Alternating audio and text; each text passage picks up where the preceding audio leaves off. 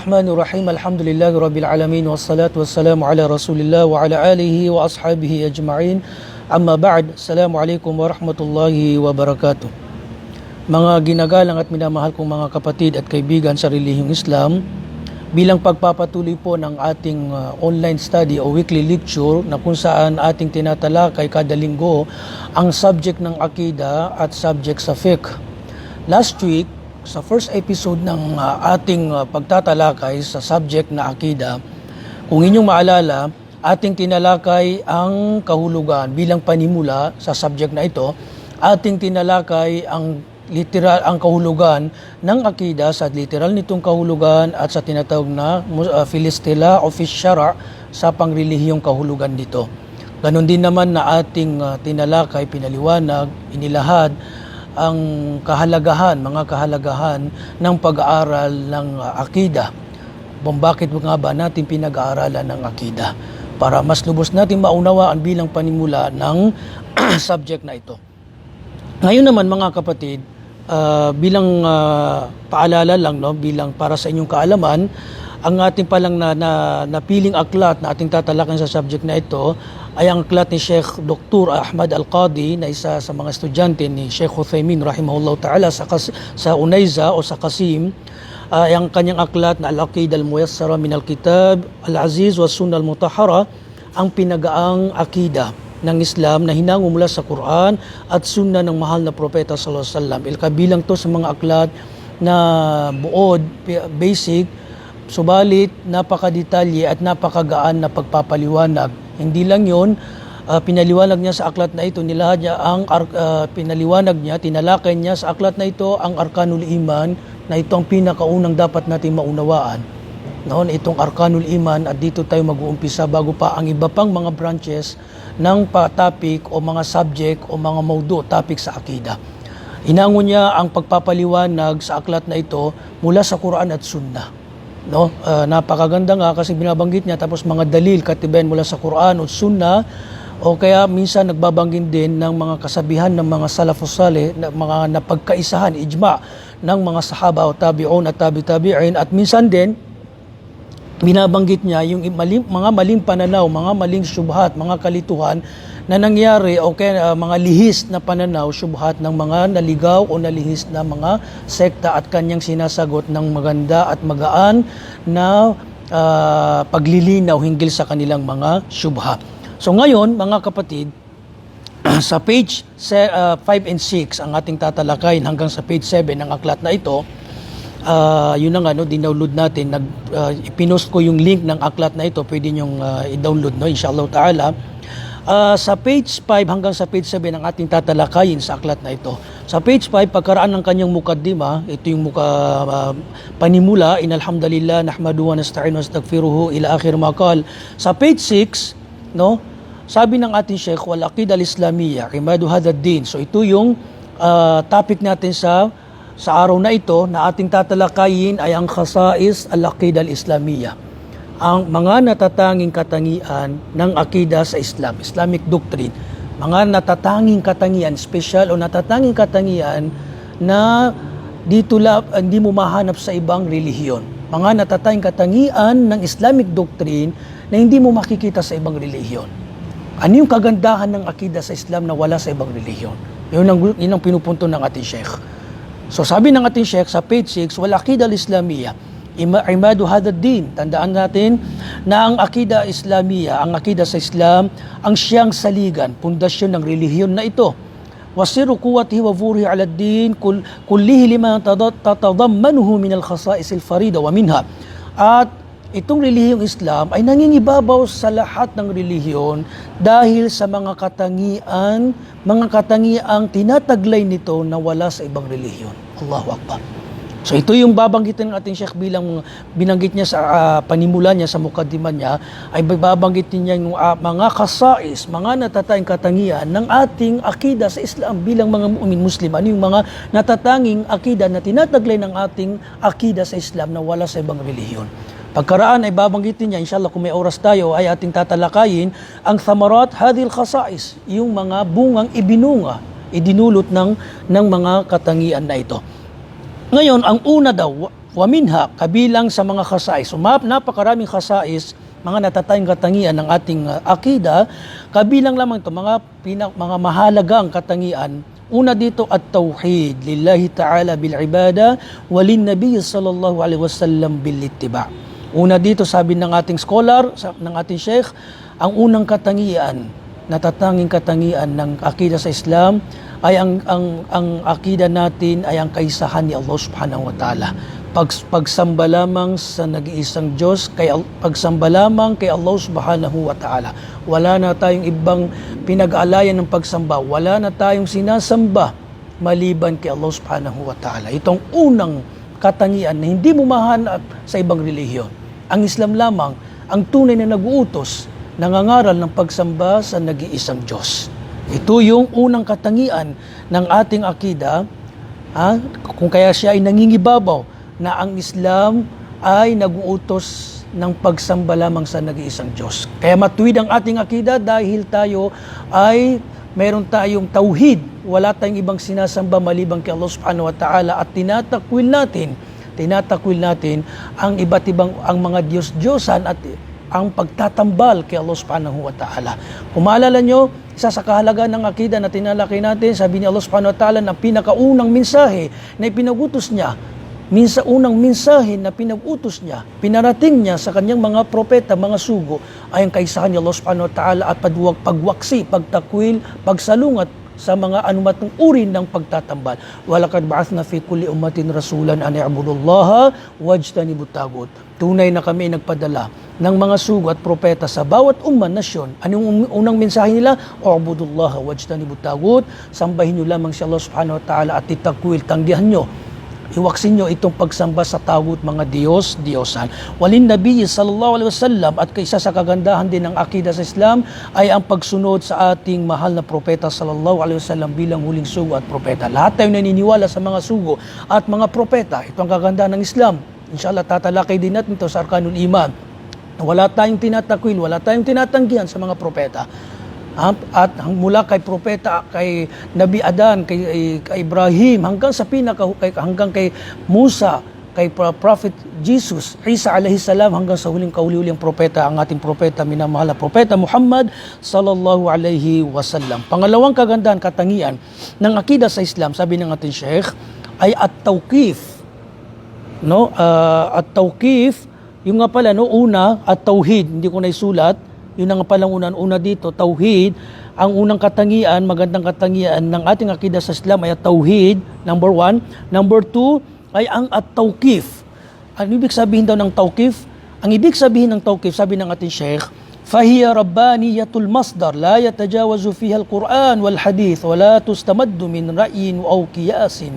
Ibig sabihin ng tawqif, mga kapatid, ang main source natin dito sa akida, ang main source ng akida natin, ay saan? Mula kay Allah subhanahu wa ta'ala, ang ating Panginoong Diyos. Mula sa Quran, mula kay Allah subhanahu wa ta'ala, na kanyang pinahayag at ano pa mang katuruang akida o ang akidang pinarating ng mahal na propeta sallallahu alaihi wasallam. Kasi ang sunnah ay kabilang din to sa wahi dahil pinaliwanag niya ang Quran. Bilang propeta, sugo, si Muhammad sallallahu alaihi wasallam ay tinagurian din ang sunnah o hadith na isa na wahi, katulad ng Quran. Dahil sinabi ni Allah subhanahu wa ta'ala, wa ma yantiqu 'anil hawa illa wahyu yuha. Wa ma atakumur rasul fakhudhu wa ma nahakum anhu fantahu. At iba pang mga dalil sa Quran na nagpapatunay na ang tanging masdar natin, main source natin ng akida natin sa Quran, ng akida natin sa Islam ay ang Quran at ang sunnah ng mahal na propeta sallallahu alaihi wasallam. Ito ang kagandahan. Hindi natin dito pinagbabatang bilang saligan ang opinyon ng mga tao. Ang pinakasaligan, pundasyon, main source na pinagkukunan ng ating akida sa Islam, una ang Quran, mula kay Allah subhanahu wa ta'ala. Pangalawa, ang sunnah ng ating mahal na propeta sallallahu alaihi wasallam. Pangatlo, bilang karagdagan, ang ijma' ng mga salafus salih. Pero ang ijma' din ay sumasang-ayon sa Quran at sunnah. No? Di ba, inshallah, matatalakay na itong ibig sabihin ng ijma kapag meron na tayong subject sa usulul fiqh biidnillahi ta'ala. So ang ijma din, nabanggitin niya sa Quran, wa may yushaqiqir rasula min ba'di ma tabayyana lahu huda wa yattabi' ghayra sabilil mu'minin. Ito yung dalil na ang mga na-ijma'an ng mga Muslim, lahat ng Muslim sa isang akida na sumasang-ayon sa Quran at Sunnah ay kailangan din sundin. Lalo na ng ijma ng mga sahaba ridwanullahi alaihim na kung saan sinabi sa kanila ni Allah, fa'alaikum sunnati wa sunnatil khulafa'ir rasyidin al-mahdiyyin. Wala tustamaddu min ra'yin aw qiyas. Hindi pinagbabatian sa akida sa Islam ang ra'i, yung mga opinion na labag sa relihiyong Islam, mga logical basis o di kaya qiyas, analogy. Ang qiyas walang puwang sa akida sa Islam po. Sa fiqh, meron tayong pinagbabatayan sa fiqh na tinatawag na qiyas. Inshallah ta'ala, iset aside muna natin yon, nakabilang din sa main source ng fiqh, pagkaraan ng Quran, Sunnah at Ijma ay pinagbabatayan natin ng qiyas, analogy sa fiqh. Pero sa akida ay wala tayong analogy na qiyas na batayan sa akida. Ang batayan lang natin, katibay natin sa akida natin sa Islam ay ang Quran, Sunnah at Ijma.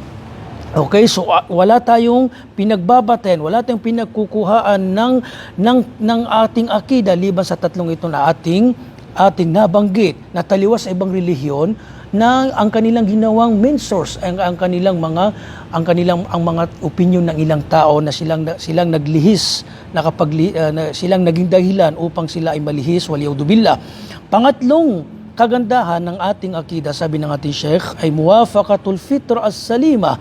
Ang akida sa Islam daw ay sumasang-ayon sa tinatawag na al-fitrah. May likas, ang fitra kasi ang likas na damdamin na tayo ay naniniwala na walang ibang Diyos na dapat sambahin libang kay Allah subhanahu wa ta'ala. Lahat tayo naniniwala. Ito yung kullu mauludin yuladu alal fitra. Lahat ng sanggol na ipinapanganak sa tinatawag na fitra na siya ay likas na may pinaniniwalaan na wala ng ibang Diyos na dapat sambahin libang kay Allah subhanahu wa ta'ala. Subalit kung siya ay nalilihit dahil maaring ang kanyang magulang ay isang Kristiyano, Hudyo, Buddhist sa Hinduism, pero bago pa siya ilihis ng syaitan, siya ay nilikha sa fitra na ito.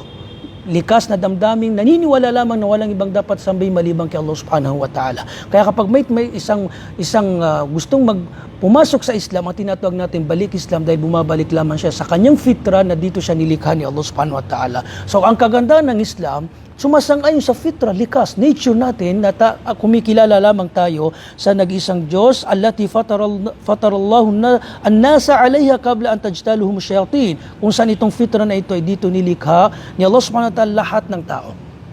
Bago pa sila ilihis ng ni Iblis at ang kanyang mga sundalo, mga syaitan. Pang-apat na kagandahan ng akida sa Islam, mga kapatid, ay muwafaqatul aql as-sarih as-salim min asy-syubuhat wa syahawat. Ito rin ay sumasang-ayon, ito yung muwafaqatul aql, hindi ko naisulat, no? Pang-apat ay muwafaqatul aql as-sarih. Sumasang-ayon din ang akida sa Islam sa dalisay na kaisipan na ligtas, itong pag-iisip na ito ay ligtas sa tinatawag na syubhat, wasyahawat, yung mga kalituhan, pagdududa, at wasyahawat, pansariling pagnanasa, pansariling kagustuhan.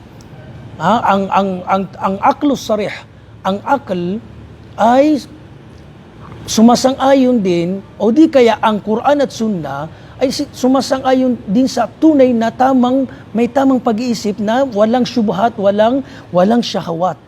Ang problema sa iba, like for example, yung mga ibang sektang nalihis, napapaloob sa Islam, bakit sila nalihis?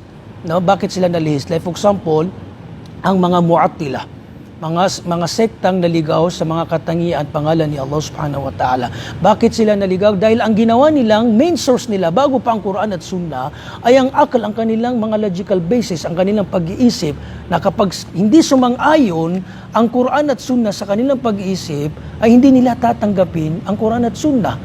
Sa atin sa Islam, ang Ahlus Sunnah wal Jamaa, ang ating pag-iisip, siya ang dapat sumunod sa Quran. Hindi ang Quran at Sunnah ang susunod sa ating pag-iisip. Dahil ang ating pag-iisip may limitasyon. May mga ilmul gaib na hindi kayang harukin ng ating pag-iisip. Kaya ang mga taong ito, like for example, ang Mu'tazila, isa sa sektang nalihis, tinanggihan nila na mayroong kaparusahan sa libingan. Bakit daw? Dahil hindi tinatanggap ng akal, pag-iisip. Kasi sabi nila, mayroon silang syubha.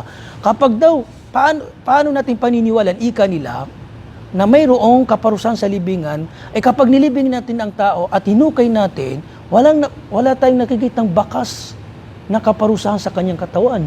So, ito yung hindi nila tinanggap. Dahil sa mali, may manos silang mga pamantayan, logical basis, tinanggihan nila yung mga dalil sa Quran at Sunnah na mayroong kaparusahan sa libingan. Kasi ang kaparusahan sa libingan, kabilang to sa ilmul ghaib, lingid na kaalaman, na si Allah subhanahu wa ta'ala lamang tanging nakakaalam. Ang lingid na mga kaalaman, ang obligado sa atin dito ay paniwalaan. Like for example, sa araw ng paghuhukom, may mga kaganapan doon, mga lingid na kaalaman, pero pinanating lamang sa atin, ang bilang pagkalahatan na mayroong mga mangyari sa kabilang buhay, may paraiso, may impyerno, dapat natin itong paniwalaan. Ang mga sekta din, mga nalihis sa Islam, pag hindi sumang-ayon sa kanilang mga pamantayan sa kaisipan, hindi tinatanggi nila ang mga maliwanag na dil sa Quran at Sunnah, kaya sila inalihis. Kaya dapat tayo, ang unang main source natin ang Quran at Sunnah at ang ijma. Tama na ang akal, pag-iisip mga kapatid, ay kasangkapan sa kaalaman. Pero hindi nangangahulugan na ito ay kasangkapan, siyang magiging number one natin sa main source. Hindi ganoon. Dapat ang akal, siyang sumunod sa Quran at Sunnah at ijma ng mga sahaba. May mga bagay tayong naisip na maring imposible, pero dahil binanggit sa Quran at Sunnah na ito ay akida, kailangan nating paniwalaan. Kahit pa, yastahil, maring imposible sa ating kaisipan. Dahil ang pag-iisip ay may limitasyon. Si Ibn Taymiyyah rahimahullah ta'ala, ito'y kaalaman lamang, hinaling tulad niya ang pag-iisip, ang akal natin sa paningin. Ang paningin, yes, kaya niyang tumingin sa lahat ng bagay, kaya niyang makita, pero may limitasyon to o wala. Meron. Kung titingin ka sa araw, hindi mo kayang tignan. O di kaya kung walang araw, walang liwanag, hindi mo makakaya ng tignan ang bagay na nakikita mo kapag may araw, hindi ba? So ganyan din po ang akal. Kung wala ang Quran at Sunnah, malilihis ang ating akal. Hindi magagabayan ang akal. So ang akal ay kailangan niya talaga ang Quran at Sunnah. Yun ang buod na pagpapaliwanag hinggil sa al-aql na ito, muwafaqatul aql as-sarih, na ang Quran at Sunnah ay sinasanginan niya ang akal na dalisay mula sa mga syubhat at mula sa mga syahwat. Pero ang akal kasi minsan nalilihis dahil ang mga taong ito na nalihis sa relihiyong Islam, ginawa nilang number one ang kanilang main source ay ang kanilang akal, mga logical basis. Meron silang mga pamantayan na kapag hindi sumaang-ayon dito sa kanilang akal, ay tatanggihan nila ang Quran at Sunnah. Subhanallah. So ito ay napaka mali at ligaw na pananaw. So dapat ang Quran at Sunnah lamang at ijma ang number one na ating main source sa ating akida al-Islam. Panglima mga kapatid, bilang kagandahan ng ating akida sa Islam, sabi ng ating Sheikh, ash-shumul. No, ang ibig sabihin daw ng ash-shumul ay ibig sabihin saklaw niya lahat ng aspeto ng paniniwala. Walang bahagi na paniniwala liban na lamang na merong tinuruan tayo dito, merong aral o kaya pinarating sa atin ni Allah subhanahu wa ta'ala.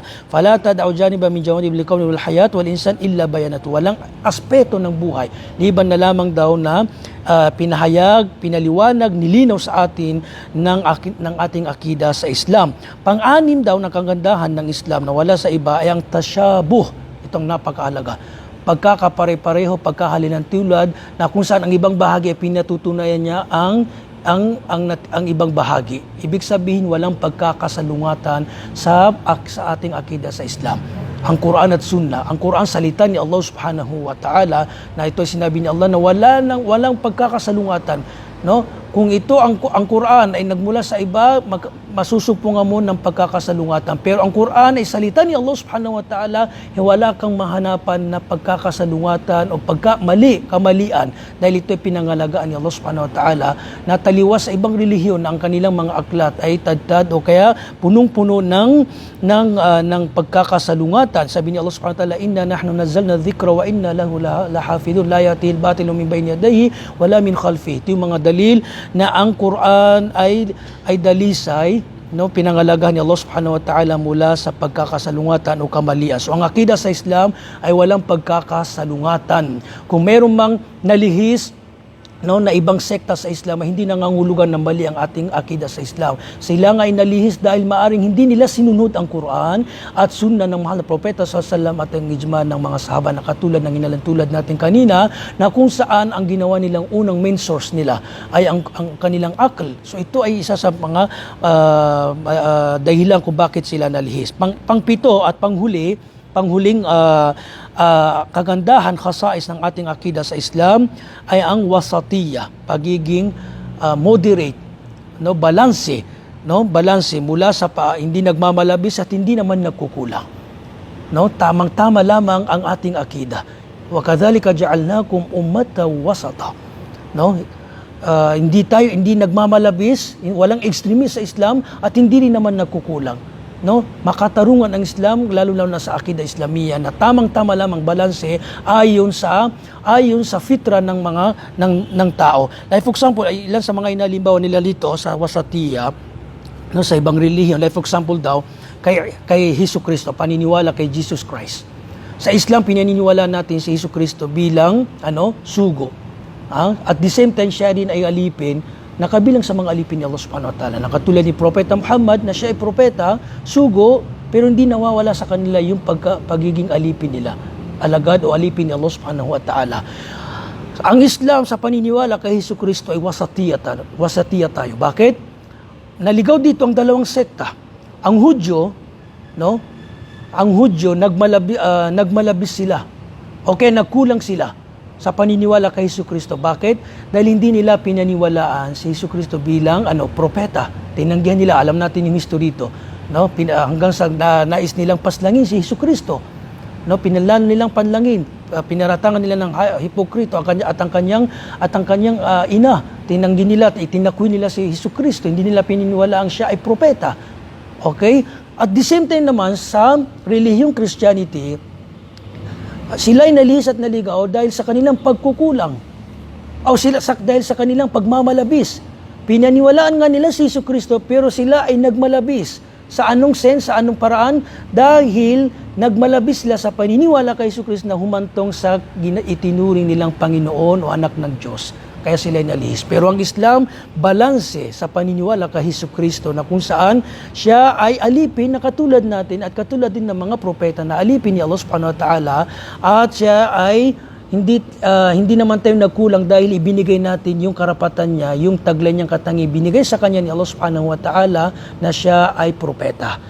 Pero siya ay propeta, hindi natin siya itinaas, hindi na tayo nagmalabis sa paniniwala sa kanya, na hindi katulad ng mga Kristiyano binigyan siya ng katangiang itinaas nila yung antas niya hanggang sa inalintulad nila kay Allah subhanahu wa ta'ala na binigyan nila ng mga katangiang pagka-Diyos na ito ay sumisira sa kaisahan ni Allah subhanahu wa ta'ala. So ito yung mga kapatid sa pananampalatayang Islam, ang khasais ng akida natin sa Islam, na kung saan una at tauhid, isulat nyo rito, tauhid, pangalawa at tawqif, pangatlo ay muwafaqatul fitra salima, pang-apat, hindi natin isulat, muwafaqatul aqlus sarih, panglima at tasyabuh, pang-anim at tasyabo, at panghuli yung pagiging wasatiya nito. At inshallah ta'ala sa next lecture, third episode, ay ating tatalakayin ang mga bunga na ibinunga ng khasais na ito. Naway napulutan natin ang aral mga kapatid, at inshallah ta'ala magpatuloy lang po tayo.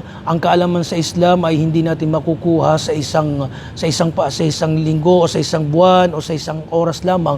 Kailangan po natin ng pagtitiis, paunti-unti po natin pinag-aaralan, sinasaliksik ng kaalaman para mas lubos natin maunawaan, mas lubos natin maunawaan ang akida. Ang pinakamahalaga sa pagsasaliksik po ng kaalaman ay dalawang katangian na kailangan natin taglayin dito.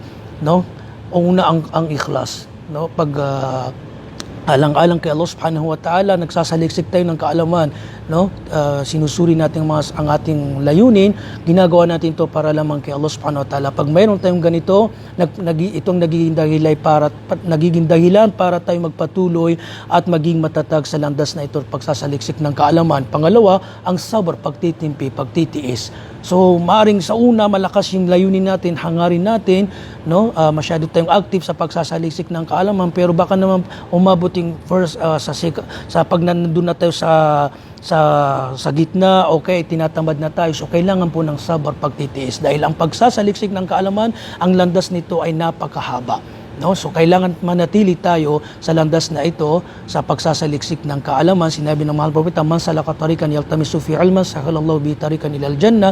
Sino mang tumahak sa landas at manatili rito at maging matatag dito hanggang sa pinakahuling sandali ng kanyang buhay, ay pagkakaloob sa kanya ni Allah subhanahu wa ta'ala ang kanyang paraiso. Hanggang dito lamang, hanggang sa muli. Wassalamu alaikum warahmatullahi ta'ala wabarakatuh.